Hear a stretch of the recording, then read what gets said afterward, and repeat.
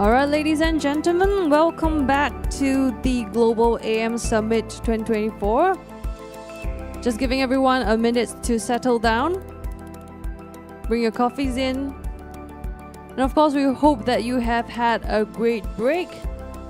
And we're happy to have you here for the first track of our summit. Now, just to recap for those of us who are not with us this morning, we had the opening ceremony where we actually saw to 4 partnership and alliances. And for the rest of today, and of course for tomorrow, 9 to 2, we're going to be delving into 5 different tracks in AM, looking at challenges, promising opportunities, and where we're going ahead from here. Now, of course, for the first track of today, we're going to be looking at business strategies. So, namely, breaking barriers. We'll delve into the strategic implementation of additive manufacturing in businesses, where our industry thought leaders will discuss leveraging AM's unique capabilities to optimize design, streamline production, and how we can gain a competitive edge in the market. Now, to open for this segment, ladies and gentlemen, please do join me in welcoming Vice President Consulting of Additive Manufacturing Research, Joris Bills. Ladies and gentlemen, please.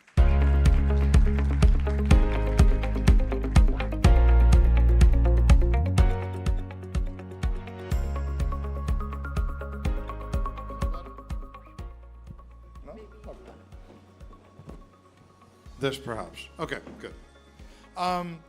So we're going to be talking about strategies. But the funny thing about strategy is that it's not very well defined, and not a lot of people understand what it is to have a strategy. Many companies have a plan, or worse than that, a PowerPoint slide. And they hope that the world will conform to their PowerPoint slide. And they're kind of like hockey stick factories. They want to make a hockey stick. They want to make this really beautiful thing come true, but they're not actually developing a strategy.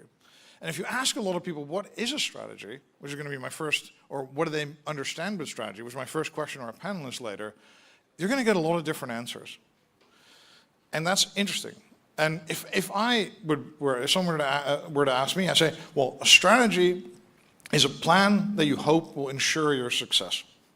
Kind of. That's kind of the short answer for me.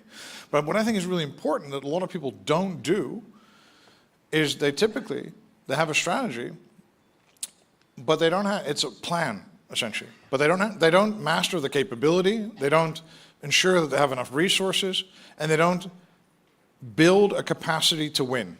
Build a capacity to do something that other people don't know about, can't do, or cannot follow them in even though it's plainly obvious what they do. And they don't do something that is a sustainable advantage to them that they can use for an extended period of time to win and keep winning. And that's difficult. And it's really, really important to consider that now, because it used to be that an additive, it was like a rising tide lifted all boats. Everybody was doing well, and everybody was growing because there was hype and there was free money. It was beautiful. And now what we're seeing is we're seeing a huge difference in the performance of companies. Some OEMs are failing, some OEMs are shrinking, are cratering, essentially, while other ones are not able to make enough machines. So what we're seeing in additive is that we're seeing a huge differentiation between those who actually have strategies and are executing on them, and those who thought they had a plan and that plan isn't working for them because the reality does not meet their plan. And there's also a lot of people that had free money that was like boosting their efforts, and when the free money dried up, their business dried up as well. So strategy is super important now because we're for the first time seeing that it really, really matters. And it really, there's a huge difference between executing well on this and not doing it. And there's so many companies that don't do this, and there's so many companies that don't do this well. And there are some things that we think are working. So one of the things, for example, in additive that I think is working is, for example, a company like Mantle. It's an OEM, but it's not an OEM that sells to everyone. They don't talk to the orthopedics people in the morning and the aerospace guys in the afternoon. They're all about making tooling inserts. That's an application that is exploding, is growing very quickly, right?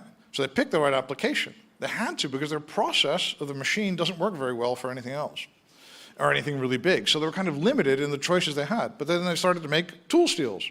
They just make all the tool steels. That's their thing.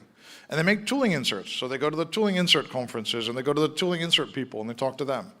So it's actually quite limited what they do, but that focus is much simpler. It makes their business much easier to do. It makes them understand where they deploy their resources. There's other companies, like for example, Conflux, which is a company that's a heat exchanger company, and they make additive manufactured heat exchangers. So they're all about that. And that focus, that ability to leverage an experience on one particular thing and make that thing the optimal thing, right? Because we all know that additive can make a thing that where energy flows through it better. And if you optimize that flow for a heat exchanger, an actuator, or a rocket engine, you can really win big. But how do you do that? So we've got a couple of people to talk about that with me, and a great panel, so I think it's going to be wonderful. I hope you guys learn from us. I hope you also kind of ask questions. So ask questions because you've got some people that we won't really be together much after this, and you've got some people that really will speak up and tell you some stuff that you really, really would like to hear and could like to hear, and other things that maybe you wouldn't like to hear. So do ask that opportunity, take that opportunity to ask a question of us while we're available for you.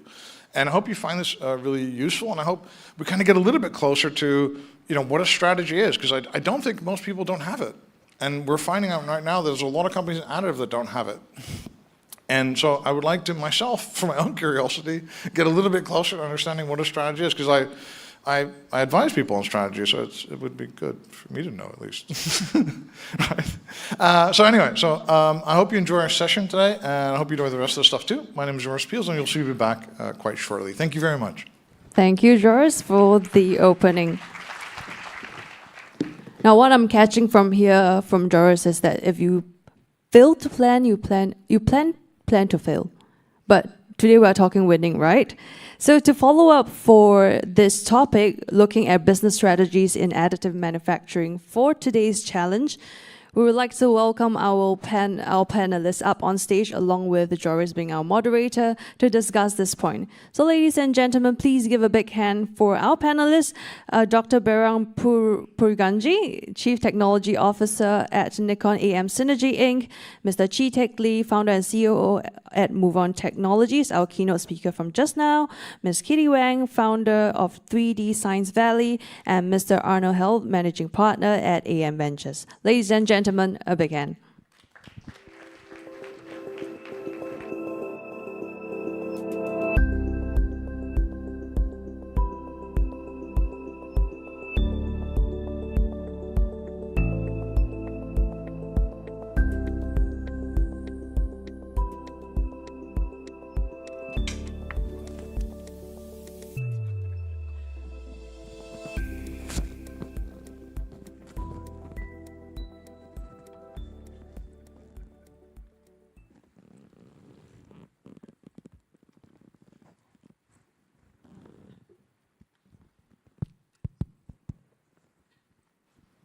All right.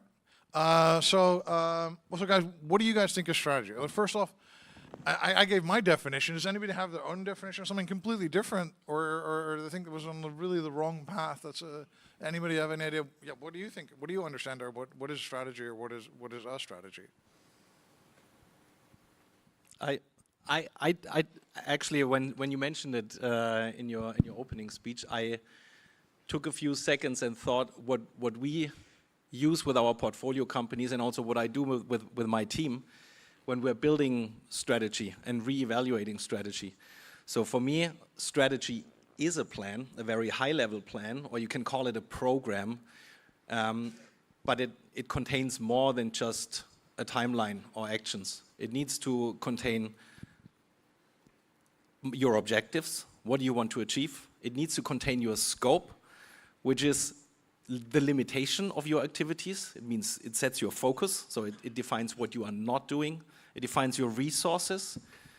You have actions, very concrete actions, and most importantly, that's what most companies fail, or where we put most effort in, it's the constant re-evaluation. You need to have a systematic, planned re-evaluation of what you are doing.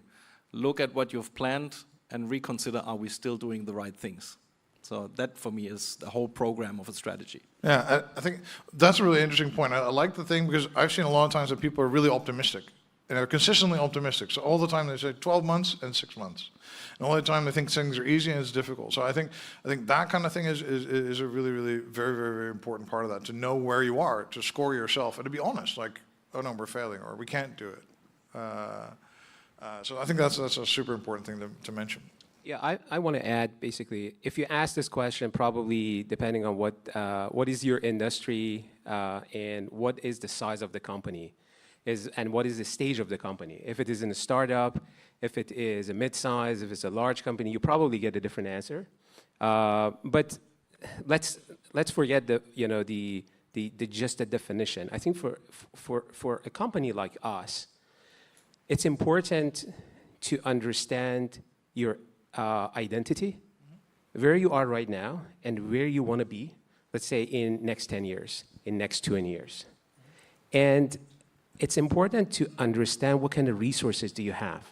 So a strategy is not just thinking, in clouds and defining unachievable goals and put it there and say that, okay, let's go after these and let's have a bunch of plans. This is not a strategy. You need to know what you have. You need to clearly understand who you are and who you want to be. And based on that, make sure you have a long-term sets of different tactics and plans that are cohesively move you from where you are today and what you have to where you want to be in next 5, 10, 20 years. And I think this is something that is missing, and you see that the companies are coming, especially in our technology, additive manufacturing, a lot of excitement, really lack of understanding of the resources, but having a lots of ambitions and hefty, large goals. We can do it. Of course, they come, they make noises, and they fail, which clearly said that there is a lack of a strategy, or they are suffering from lack of a strategy. Yeah. I think it's interesting that you both mentioned kind of this knowing what you are and also knowing where to say no. Or I think it's so important. I keep learning more and more about companies that say no to new opportunities. Somebody said to me the other day, I don't know if there was a quote, I don't know if it's theirs or not, and it's learning to say no to good ideas. Learning to say no to good opportunities. Things that come along that would but are maybe great, but deviate you from the path that you need to be on. And I think that's a really important, it's a very strong thing, a very difficult thing. I think a big company wants to work for you, but no, right? It's very difficult. Well, how about you in your business? What do you think? All right, I've been a business owner for nearly 25 years, right? So I've run a small, medium enterprise. And obviously, to me, a strategy is at best a plan. And if you do not get it executed correctly, it's just an idea, it's just a good idea. And lots of great ideas don't turn out to be successful ventures, right? So when you have a strategy, it's important that you can get a team of people who could help you execute it well, right? And come up with a successful outcome. And I think this is super important because if the idea is, the strategy is not good, and you simply waste a lot of time, effort, and energy throwing good money after bad money, perhaps good resources after bad resources, and you will never come to a point where you are in any way satisfied, right? So as an SME, our strategy is quite straightforward, okay? Don't compete where you can't compete. So if you have the big boys that is doing something, just take a detour. Just go somewhere else and find your own niche. Find an area where you have the strength, the resources, and the ability to forge an identity, forge a leadership position. And by doing that, you realize that you would end up better because it's about choosing your war, as Sun Tzu says, right? If you have to go to a war, the best idea is try to avoid it altogether, right? Yeah, and I think that's a really cool point as well. To know where you want to play is always really important, not only for go-to-market, but also just generally for knowing who you are. And hey, do you want more customer service people? Do you want more engineers? Where are you actually going to play, and where are you going to go? And I think one thing that I always like, I think a lot, is this idea of Well, if we're talking strategy, if we're talking that kind of a way, like, how do you know to do it? I think one key thing you said is like to get a team of people together. Because the weirdest thing is you have to be very bold when defining a strategy, but it always kind of goes wrong if the CEO kind of says, oh, I'm going to do this. I will define the strategic direction. It's my job. But it's more of a team sport kind of thing, right? Because it's more, you have to be bold, but then you also have to be really rigorous. And you have to be very humble in your assumptions and very conservative. And it's usually not that same person, right? So usually it is a kind of a team thing. I think it's really good to define those different skills. You maybe need someone who's very gregarious, who goes out there and talks to lots of people, gets lots of information, but somebody else is also going to like kind of qualify that information. So I think that's a good point. How about in your business life, how do you see strategy? I think I agree with all of you. In China, strategy is more related with talented mindset, the ability to see something else cannot see, and the ability to trust yourself, and like what you mentioned, the guts. It takes a lot of resilience to pursue your goal with your own strategy. And you have to listen to yourself, to ignore a lot of noise. Yeah. Well, thank you. And so how about in additive, right? What do we think? Are there typical strategies that we see working or that we want to work or that we see as like, I mentioned a couple, I don't know if you agree with these, like, the interesting things I'm seeing, like specifically additive right now that I think is really exciting, is we're seeing really small companies. So people that are just like, we're 3 developers, we're gonna develop a software tool, and that's it. We're not going to hire any marketing. We don't have a growth hacker. It's just the 3 of us. And we're going to pay the bills for these 3 guys, and that's it. So that's a very different model. The other thing we're saying is a lot of asset-light stuff. A lot of people saying, I don't want machines, I'm going to do the design or something. And a lot of this kind of very focused on applications. Are these kind of modes that you guys are seeing happening as well, or different types of things? Anyone? Yeah, the same pattern. Very, very much so. I mean, ever since we started AIM Ventures 10 years ago, we started to track not only companies, but also birthplaces, how they were funded, what kind of strategies and business models they applied. And it's really interesting to look at the whole data that we have generated. And I checked this morning with the team, 2,870 startups in the last 10 years.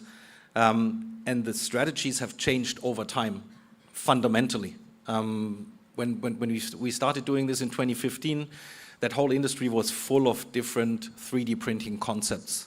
Everyone wanted to build some sort of hardware and was mostly asking us what they could 3D print with that hardware. Great technology looking for an application. And I think that is a big challenge of our industry even today. We are trapped in a world where we can hypothetically do anything, but that means we are doing nothing very focused, right? That's a big challenge, or has been a big challenge for a very long time. And then fast forward many years to maybe now, finally we're seeing this changing, and the guys that are becoming really successful are the hyper-focused ones. You mentioned Mental, you mentioned Conflux with their heat exchangers, Vector Flow with pressure measurement devices, Evolve with ceramic filters. It's now those guys that are occupying a very small niche, sometimes even with application-specific hardware that they own, that they have developed, and they own the whole value chain in one single application, and this is where they are becoming successful, and it means profitable extremely quickly. But that took 10 years to find out and to get to that point where we are right now. Mm-hmm, mm-hmm. Yeah.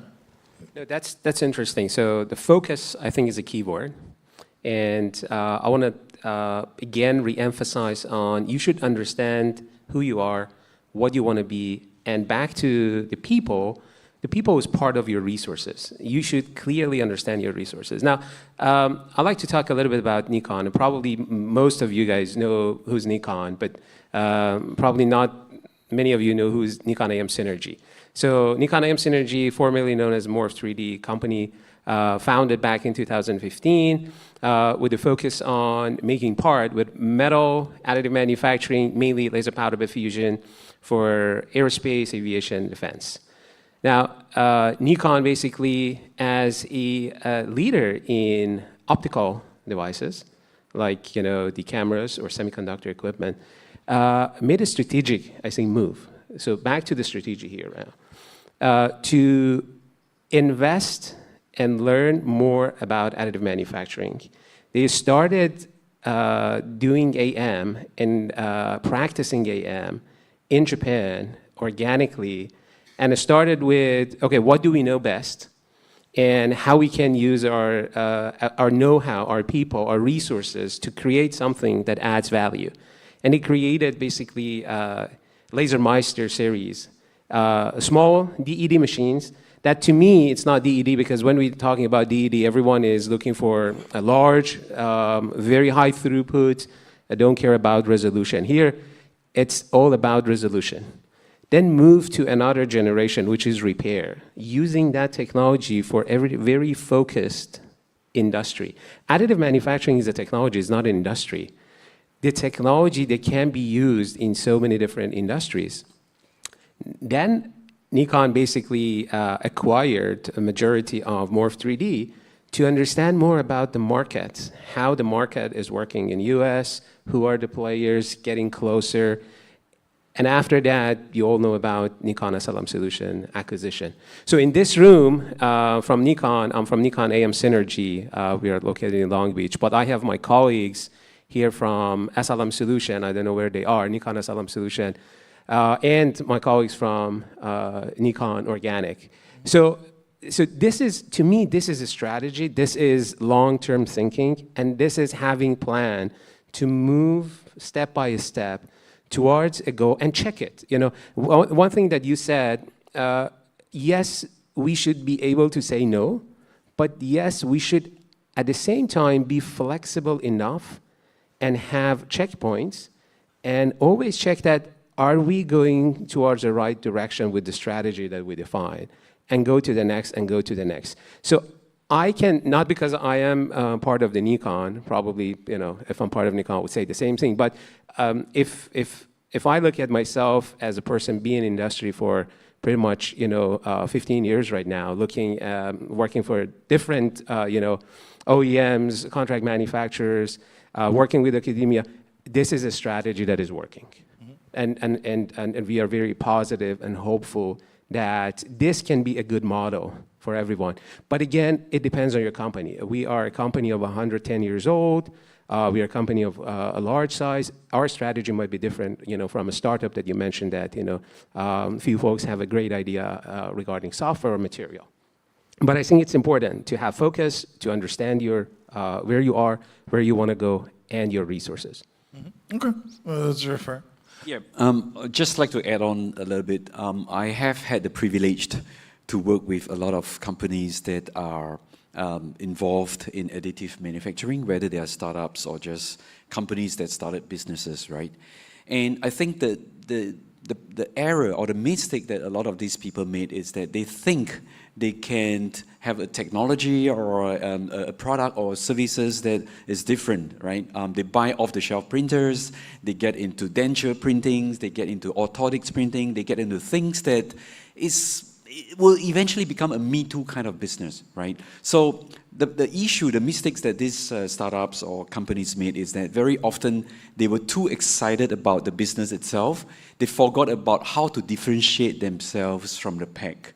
And being in business means that you need to find a niche. You need to find a way to differentiate your service offerings, your value add to your customers. Because if you are one tree in the jungle, right, it is difficult to differentiate you from the pack, right? So it's difficult. I mean, everyone says we want to do the niche thing. But what is niche, right? What kind of ideas would result in a niche offering? And I think before you even embark on a business journey, it is very important to spend time to think up a business idea, a strategy, something that you could offer that differentiates yourself from the pack. And I think this is super, super important, because if you spend energy, time, resources into something that eventually ends up to be just a Me Too kind of service offering, that's not going to help you, and you end up failing. Arno, you want to add something? Or? I'd like to add a little bit to that. I like the positioning and finding the, let's say, unfair advantage, find the differentiator against competition. But what I've realized over the last couple of years is that, for me, that's in many cases not enough. Just to be able to differentiate yourself gives you a very unique positioning, but there's a high risk that this company ends up not making enough money from it. And therefore, what I'm pushing a lot when startups are pitching for us, or when we are trying to discuss an investment and jointly discuss a strategy or go deep into the business model, we want to see how companies can also monetize on that differentiation. Because again, this industry is full of companies that are producing hardware that they have a very specific hardware and they can use a very specific material, and that's what they want to sell to the customers, and the customers are making the money by building a very expensive application. They use commodity machines, commodity material, which can only be processed on one single machine, but the money is made elsewhere. And therefore, my recommendation to entrepreneurs out there and to everyone who's building a business inside a big corporation or in a single company is find where you can capture the value, where you can have a differentiator, but then that's not enough. You have to build up on this and build a business that extracts also value that can be measured in money. Mm-hmm. Yeah. And Kitty, what do you think about this kind of subject, about thinking deeper about strategy? I think I would give a case story, because everyone mentioned focusing and to get the niche market. My case is not so focusing, so niche. It's about Union Tech. They have been in SLA industry solution for more than 20 years. But they met a problem for future growth. As you have mentioned, the material has really been hold the industry back. But they have to grow. So how to grow? They decided to go to metal. So since last year, they launched the powder bed fusion machine for metal 3D printing. I'm in the board. Usually, I will strongly against such kind of behavior, but I know Union Tech very well. For 20, they have run in the market for more than 20 years. I have been knowing them for around 10 years. I know they are a company who can make a very regular product, like who can develop a very regular kid to be an Olympic athlete. SLA is not a fancy technology, but they dominate the market domestically and internationally. They have such kind of ability to drilling down to make the technology vertically better or even more affordable than the competitors. And another thing is about the company culture. Union Tech are very close to the market. They always listen to the clients. Such kind of company culture are quite adaptive for the challenge they are going to meet in metal 3D printing market. So I do think they could do some cross-border. They can take such kind of risk, and they could benefit the metal 3D printing from the years of experience they have accumulated in polymer printing, including the techniques to control the laser and to ensure the accuracy. And also they have developed a kind of more adaptive software control for the whole plant. I think such kind of know-how can benefit to metal 3D printing, and the company culture can really support such kind of a strategy shift to metal. So I do support that. Yeah, that's an interesting example. And also, I'm also really interested in the example of your company, because you've got a good business, you're making your optical components, and all of a sudden you decide to then do a 3D printing side business. That's very difficult for a company that's, how did you make that choice? And strategically, what are you doing? Are you going to separate this? Are you doing this, you know, while running the company? Do you have a completely separate team? I'm really interested to find out like, how you would, as a small to medium business, or not a giant business anyway, how you would actually develop a new technology and not make sure it harms like the regular business that's paying the bills, you know? Yep, thank you for the question. Well, being in the business of manufacturing optics, it's very challenging, right? Optics, as you know, requires you to have very high accuracy with respect to the form accuracy. And of course, the surface finishing has got to be mirror finished. So this is one example of an industry that finds it very difficult to embrace additive manufacturing. But as I mentioned in my presentation earlier, right, we're proud to be one of the early adopters of 3D printing. And you may ask, how then do we deploy 3D printing in our businesses? Well, one of the examples would be we were at some point in time looking at diffractive optics. And diffractive optics, for the uninitiated, is some kind of optics that has feature size of, let's say, a few hundred nanometers. And when you bring optics down to that feature size, it does crazy things, right? For example, a very relatable example would be your Face ID. Right? How does your Face ID works? Well, very simple. There is a laser in your phone. It's invisible, you don't see it. It operates at, like, say, 940 nanometers. It is then made to transmit through a diffractive optics. This diffractive optical element would then translate that single point laser source into 30,000 light points. This lands on your face, and it illuminates your face. There are 30,000 dots there. And a 3D camera then picks up these 30,000 dots, translate that into a 3D CAD file, and compares these 3D CAD files to the CAD file that is stored on your phone. And all this happens in a split second. Now, diffractive optics, fortunately for us, can be 3D printed, right? It is not about form accuracy or surface finishing anymore. It's just a series of tiny little dots on a flat surface.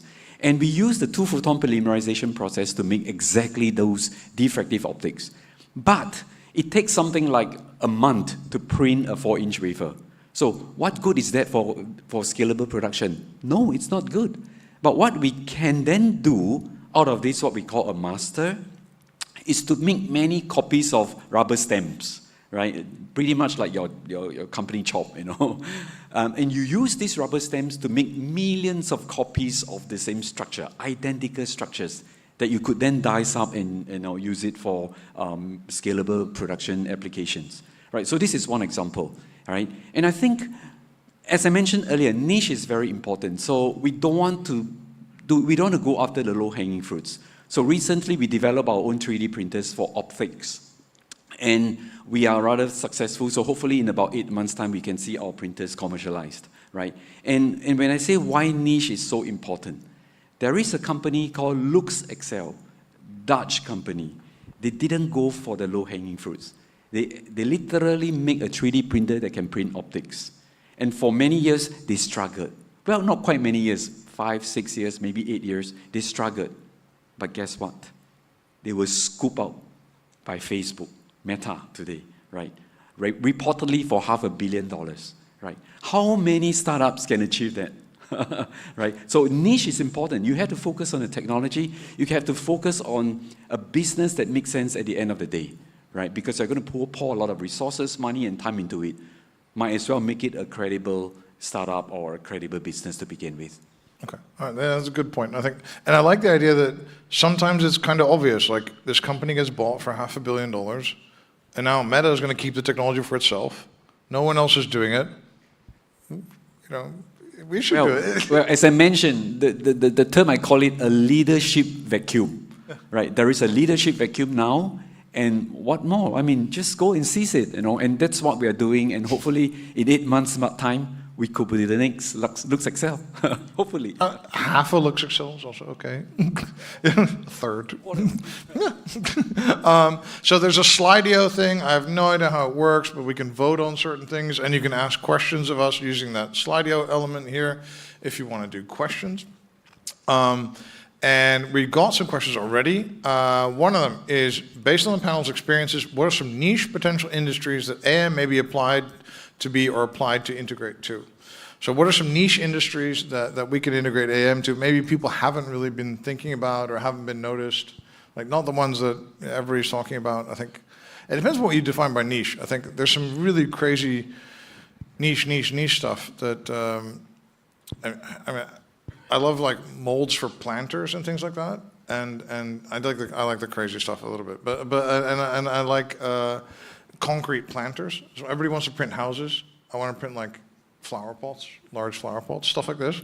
Well, actually, I'm looking for an innovator that can make a 3D printer for our heritage food. Laksa, ice kacang, cendol. Pretty much like what I illustrated in my presentation. Food printing, okay. Food printing, it could be. So that would be a huge niche application. Yeah. And more niche things, we thought, I think there's a lot of things that actually aren't niche for us. I think that maybe are very niche. RF components is relatively niche in compared to, but hey, there are antenna in every phone, right?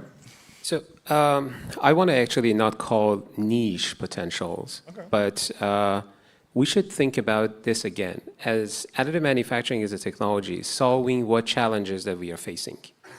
So if, back to the value proposition and being able to solve a challenge, if you have a right value proposition, a technology that can solve people's problem, and by people's problems is industry problems. You know, maybe for his industry, you know, he's looking for making optics. For someone, they're making, you know, heat exchangers. For someone else is, you know, an implant. Someone else is, as you said, a construction. It has to solve a problem. It has to have a right value proposition to solve a problem. Then it can move from being just an idea with the right team, with the right resources, with the right strategy to become a business. So there is a lot of, you know, my expertise in our industry is metal and basically metal with powder right now. And in this area, you know, depending on where you are playing, you know, from very small kind of millimeter size turbine blade repair, that's a niche application, and you need to have a very special technology that can actually handle this with a high quality, high precision, repeatability, reliability. All the way to when you have, you know, very large parts of a rocket that you want to build, you know, 600 by 600, maybe by 1.5 meter. And you need to have a technology that solve a problem, and solve a problem. The problem today is, well, there's a lot of detail, high resolution, but at the same time, we cannot spend, you know, 40 days to just print a 1.5 meter tall part. We need to do it in 7 days. We need to do it in 5 days to make it, well, economically viable, to being able to adopt it from the quality standpoint, from the operational standpoint. So what technology solve that? Well, you know, you may have, you know, more laser power, 12 of them, and this is something that like NXG or NXGE is providing. So it's not niche necessarily. We have to think in each part of this additive manufacturing ecosystem. If you're a service provider, machine manufacturer, material manufacturer, software developer, an integrator, what problem do you solve? What problem do you solve today? What problem do you solve tomorrow? I really like what Baram is saying, because it's that's been a big challenge for a long time. We had a solution and we've been looking for the problems out there, right? I think this is not how it works. A product does not become cool or better just because it's 3D printed. You have to know your problem, and then you find the right manufacturing technology to solve it. And it might not be additive manufacturing. There are many great manufacturing technologies out there, and even within additive manufacturing, it might not be a powder-based solution. Inkjet printing maybe has not lived up to its expectations yet, because handling the green parts is extremely difficult, but there are technologies out there that can solve exactly these challenges, like a head-made materials, cold metal fusion process builds extremely large parts, and you can throw the green parts around and use a vibro process to unpack these parts. So think about your problem first, then think, could additive manufacturing be the solution for it? Yes or no? And if yes, what is the right AM technology to solve the problem? And not take a 3D printing take 3D printing technology because it's cool and find the problem for it. Mm-hmm. Absolutely. That's key to be successful. AM is the technology. What did you want to say? I just agree, both of them. Because in China, I think the market players are not pursuing anything niche. BLT just, I think last year they raised another round of fund. It's 3.1 billion RMB. They are building the gigafactory. Probably they are going to finish this year. And they want to go mainstream.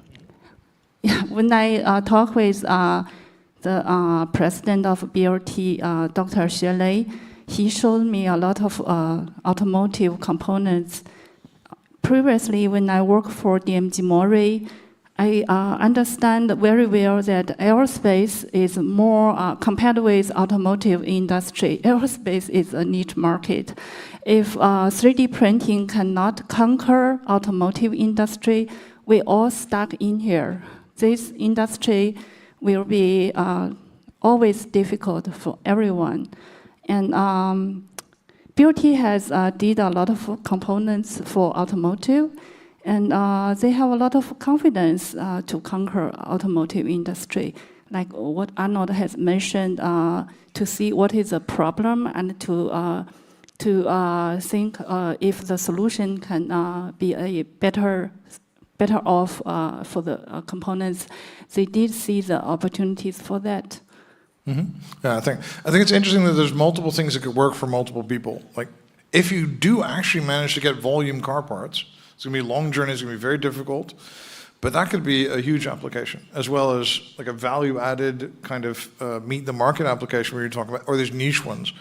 I'm going to talk about one of these niche ones real quick. It's my favorite one. It's mannequins, and it's FDM mannequins, full-size mannequins. And it's for stores. And that's something that we don't think. It's a large thing. They're not unique. A mannequin, we think, is just an injection molded or molded process. We don't think it's important. But what happens is certain companies like Chanel and stuff like this, they have new mannequins and they want them very, very quickly. So if you can print the mold very quickly, you can make your series very quickly. And for some of them, they print the end-use mannequin and they put them in the stores to meet the market. So that's a product that doesn't make sense. We could lock people in a room and talk about like, what is a good 3D printing application? And we'd never come up with mannequins because it just doesn't make sense. But in that market, it does make sense for these guys. So we got more questions. One is from Chevy Cook, and the AM innovation cycle is evolving rapidly. How do we structure organizations to respond quickly to change in tactic strategy to make changing market dynamics? This is a very interesting question. Not a lot of people love organizational design or spend it in. A lot of companies are very hierarchical, right? So how do you do this? Do you have like kind of a pinch hitter kind of approach where there's a person doing all the crisis stuff, or what would you say, Arno? This is actually one of my favorite topics right now. I mean, that whole DFAM term has been around for quite a while, design for additive manufacturing, but we've always used it in a CAD construction kind of context, right? There's a whole symposium around it with Duan and Alex Oster are organizing, which is great. But in my opinion, DFAM, design for additive manufacturing, is even more important in the design of organizations. That's the biggest advantage of a startup is actually they can be designed to a technology. I mean, that's exactly how established organizations are designed. The core competence of a manufacturing business is mastering a certain manufacturing technology, like a Lego. They are not a toy producer, they are by far the best injection molder on this planet, and they are designed around injection molding. And a startup can be designed around additive manufacturing. It's commonly known that Lego is working to implement additive manufacturing as a manufacturing technology, but it's a hell of a job for them because they have to redesign the whole organization that was designed for something completely else. And that's the big advantage of a startup. It's a greenfield operation. You can think whatever you want. You can design the company according to the digital processes that it uses. And that's where we have to do even more research and have to develop much more methodology around, because additive manufacturing needs to be reflected not only in the design of parts, but in the design of whole organizations. So it's a big challenge. In my opinion, that's a really interesting field for new research.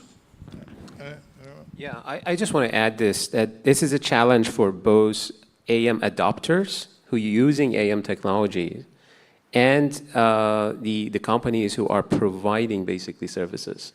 Why it is a challenge? You know, a lot of time you're hearing that, oh, the better machine is now available. A higher throughput machine is available. Higher resolution machine, a better material is available. Okay, so we hear this word better, which is not necessarily quantifiable. Okay, and to answer that question, you have to look at your business and your industry and where you are adopting additive or adding value and make this better, make this evolution go to the next generation of technology or adopting it quantifiable.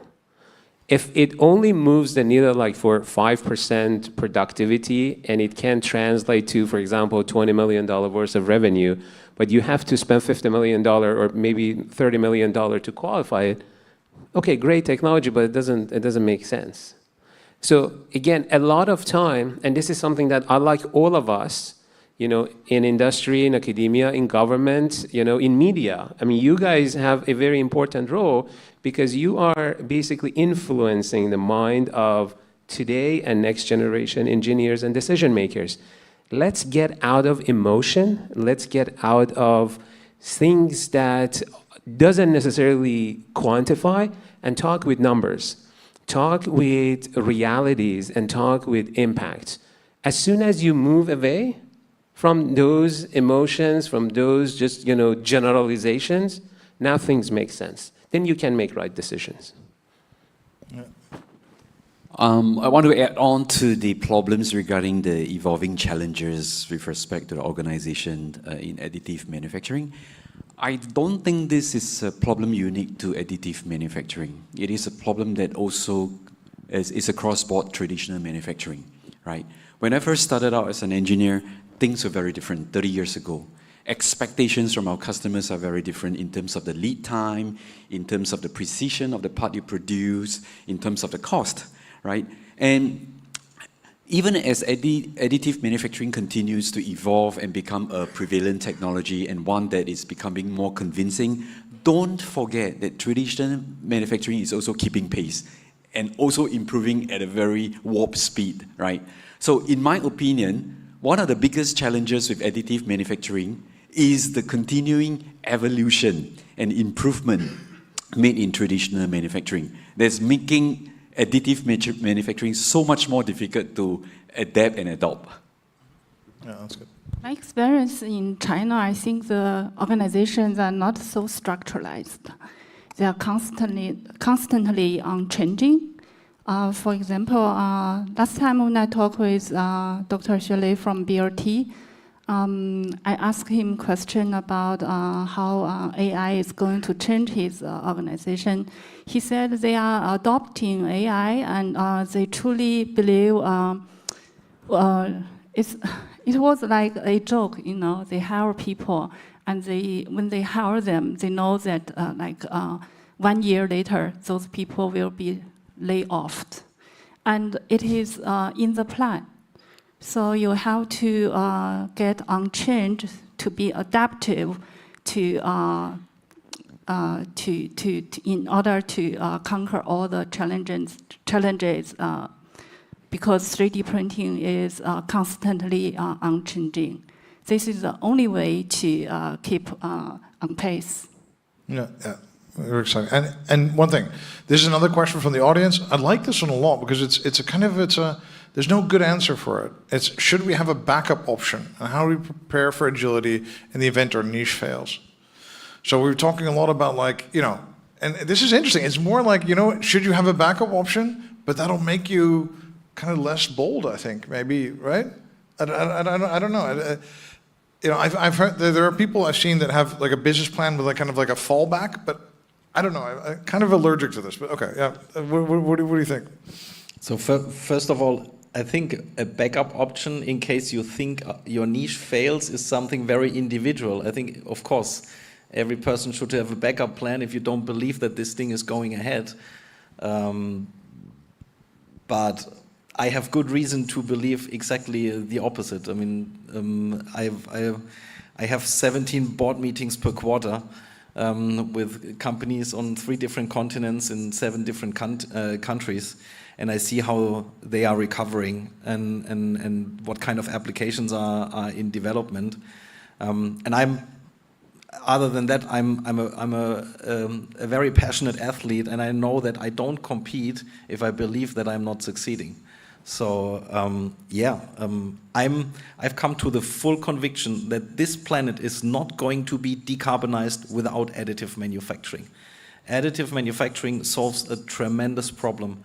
Lightweighting parts, reducing material consumption, reducing energy consumption, digitizing value chains. This cannot be done without additive manufacturing technologies, and I have dozens of applications in my portfolio and maybe hundreds of applications in my technology radar to prove that it's going to succeed. And right now, I think it's one of the biggest opportunity times that we've had in our industry, because finally the expectations have set straight again.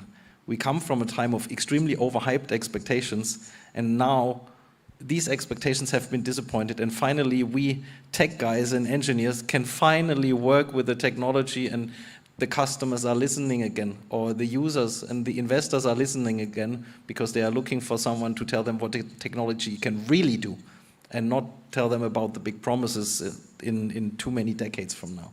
Mm-hmm. Yeah. Do you want to add something to this? I agree with Arnold. I think the best backup plan is you have no backup. You have to jump into the future fearlessly. Okay, backup plans are good. In the military, they always emphasize on contingency plans, right? Yeah. In organizing any event, you always have to think about the contingency plans. What happens if this is a raining day? You know, what happens if, for some reason, certain people don't turn up? You need to have contingency plans. The question here is more like, can you afford one?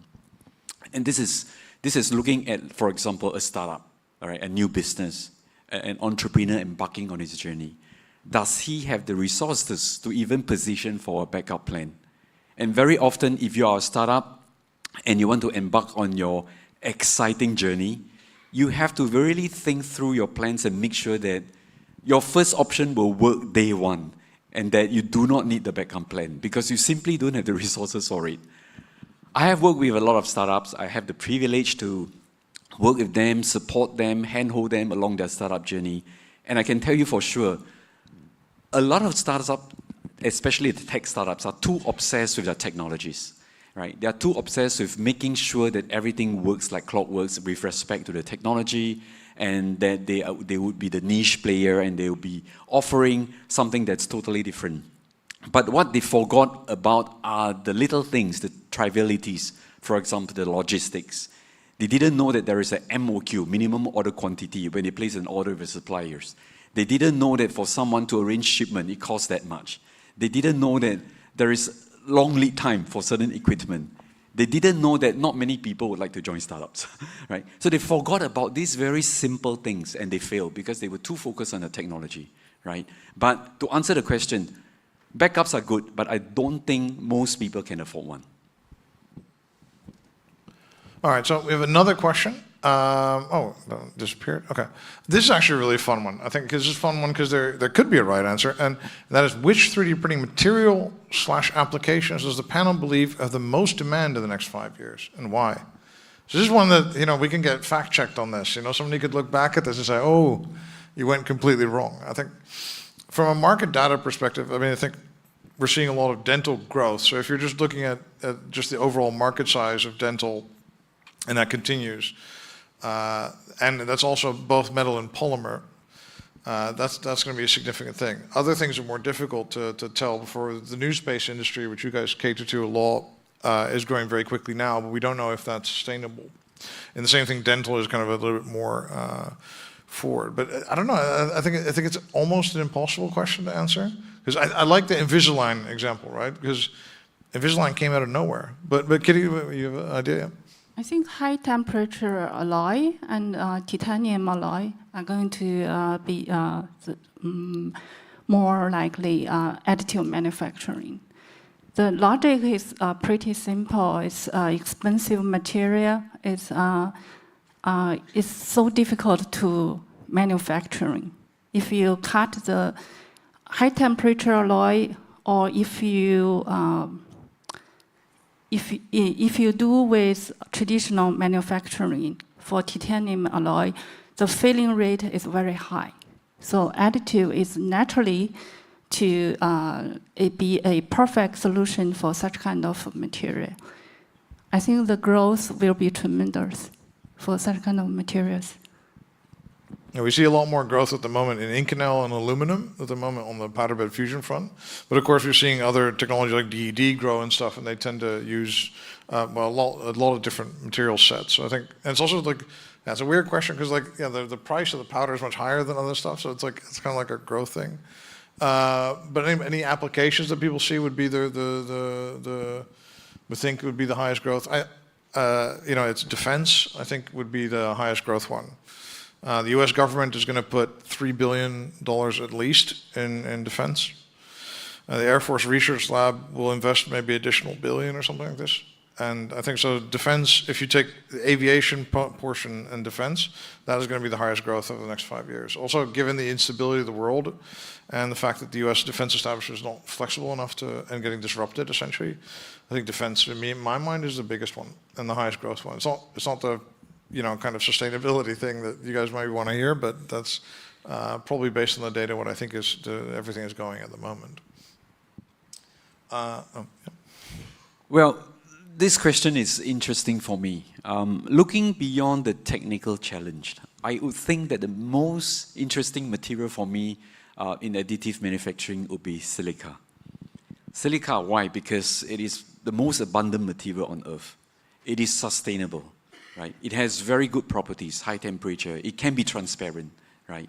And the fact that most of our silicon chips are made from silica makes it a very pervasive material, a very convincing material. If we can somehow overcome the technology band gap, and make the 3D printing of silica possible on a microstructure, or even in the nanometer structures, like using 2-photon polymerization, I think this is a material that can have immense application, not just for semiconductors, but also for, let's say, silicon photonics, but also for, let's say, your ophthalmics, optics that's used in defense, automobiles, LiDARs, etc. So just remember, it is the most abundant material on Earth, right? And it is sustainable. So to me, to answer that question, that would be a material that I find very interesting for future development. Exciting. And I think there's also things like connectors is growing really, really very quickly. So if we group in connectors with electronics, that could also be huge. And those people don't talk about anything. Like IC packaging generally, that's growing very quickly, IC equipment. So if you would lump that together in one industry, that would be really, really huge. It's growing very quickly.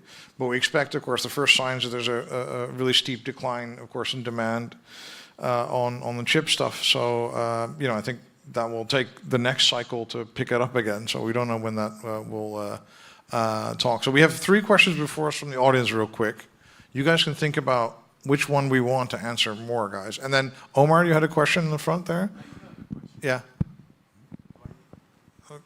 Well, anyway, so one of these questions is, Well, which industries could see the most exponential growth in 3D printing? That's the question. So which industries? So I point out defense. Kitty thought automotive maybe. That could be really interesting. Are there other industries that you would consider? Exponential, I think probably not. Not. I agree with you. Defense and space. Oh, space, yeah, space, of course. And then Omar, you're mic'd up and everything. Yeah. What do you want to know? Can you hear me? Yeah. Well, first of all, thank you very much for the discussion. And my question is to you, Mr. Lee, because I was reflecting on what Mrs. Wang was saying. And you're really bold and focused on niche, on innovation. And when I listen to Mrs. Wang and what's happening in China and your proximity, how do you see over the long term companies that are mid-size, innovative, that put their USP in their innovation, protecting their position? I'm not sure if I read your question correctly, but are you saying how do mid or small-sized companies survive in the face of all this competition? My understanding is innovation is your USP, unique selling point. You're doing a lot of advanced things. And what I see and hear is there's an evolution towards being more innovative from Chinese market, Chinese companies. So how do you see you defending your unique selling point from a strategic viewpoint? Yes, in Chinese there is this word called 危机, which means if there is danger, there is opportunity. I'm sure you have heard of this before, right? So it's not just the Chinese, it's also the Indians, it's also our competitors in Southeast Asia, Vietnam, Indonesia, and so on and so on, Malaysia, right? So I think competition is always going to be there. And if you think about it, how does Singapore, as a small nation, survive and make good and became a first world country? And if you look at all the small nations, Taiwan, Israel, Singapore, we all own something. We all own something that's quite difficult to duplicate. For example, I would say that Taiwan owns semiconductors.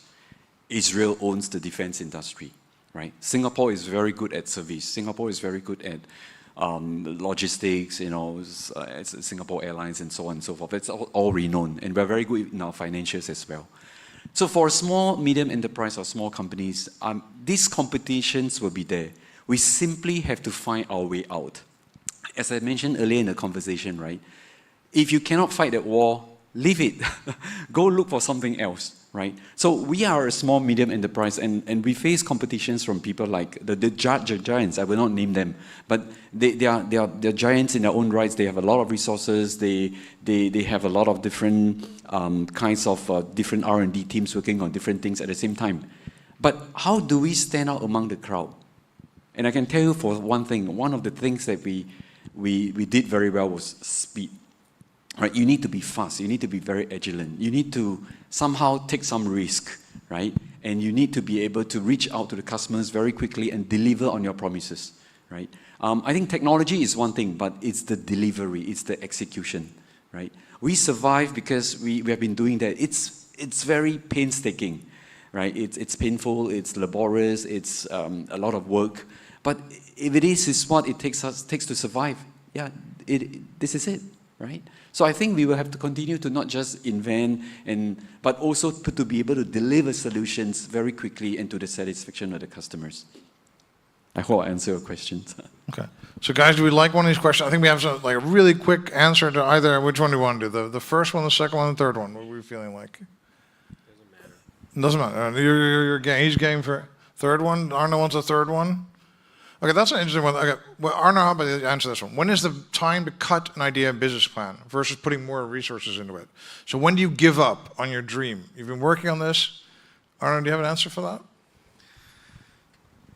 I maybe don't have a universal answer to that, but I have a lot of painful experience with it because I've run a couple of startups and accompanied them on the way. Luckily, most of them are still alive. Some of them aren't, because that's the game of venture capital investing and startup life. But what helps a lot, I read a great book, it's called Ego is the Enemy. So when you are reviewing your idea, And evaluating plans or re-evaluating plans in times of crisis when you're realizing that you've been working for 4 or 5 years on an idea and it hasn't worked out yet. Put your ego aside and try to not think about how much you want this idea to survive, but who is out there outside of your idea that still believes in what you're doing.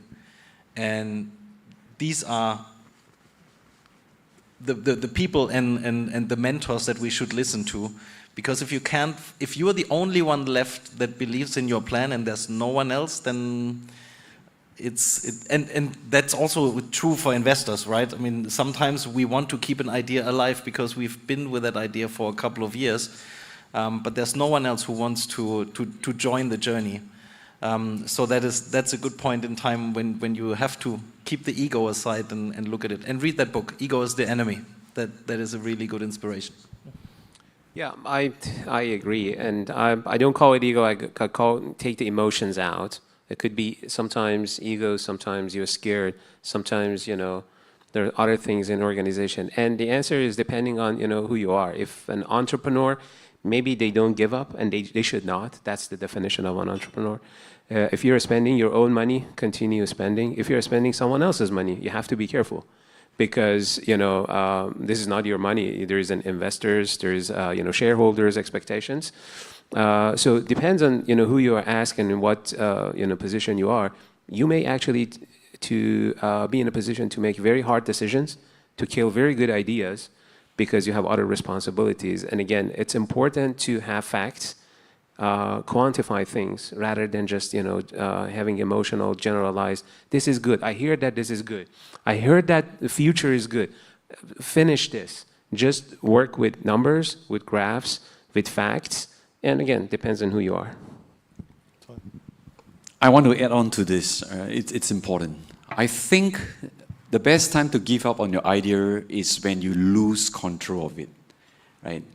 It's not because your idea is not good. It's not because your execution is not good. It's not because it's not living up to your expectation.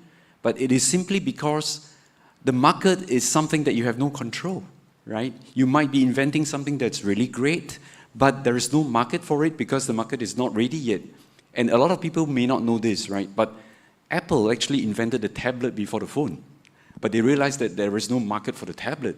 So they pivoted the technology that they've developed for the tablet to the phones. And then they waited until the right time before they launched the tablet. The same thing goes with the CDs, right? I think Philip invented a CD 20 years before the CD became prevalent. So the moment there is no market for it and you have no control over these factors, drop it and move on to something else.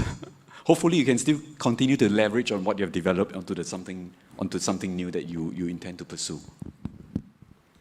I think I agree with a lot of you, and especially leave the ego aside. Because traditional market, people always talk about what kind of stupid mistakes they made.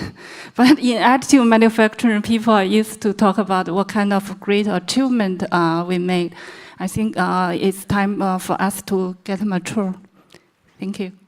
All right. Hey, thank you so much for listening to our panel today. I hope this was great for you and it was wonderful for us. Thank you so much. Thank you very much. Can I please invite now the panel to take a picture together?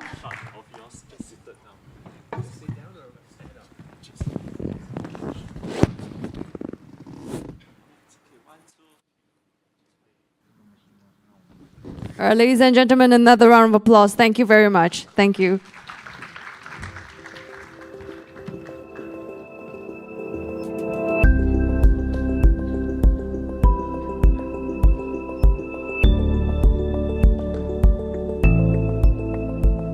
Now, this was an enlightening segment, and it is as much a topic for AM as it is for life. Now, if there's a three-part strategy that I'm taking away from this panel discussion that's applicable to both businesses and individuals, it would be, number one, know yourself, who you are, what you want to achieve, and how do you want to get there. Secondly, play to win. Identify your playing ground, know what you have to offer, and what is your edge over the others. And lastly, and most importantly, I might add, is to talk to people, so that people can tell you what are your blind spots in your businesses, learn insights and different perspectives that you have never thought of, much like the panel just now. And of course, the most important value, to network with people, because you might not know, they might just bring you the support you need. So with this, our next segment will foster this network over lunch. So for the next hour, we'd like to invite everyone for lunch right outside here, and we'll conjoin back into the ballroom at 12:40, 1 o'clock actually, 1 o'clock. See you back here then. Thank you.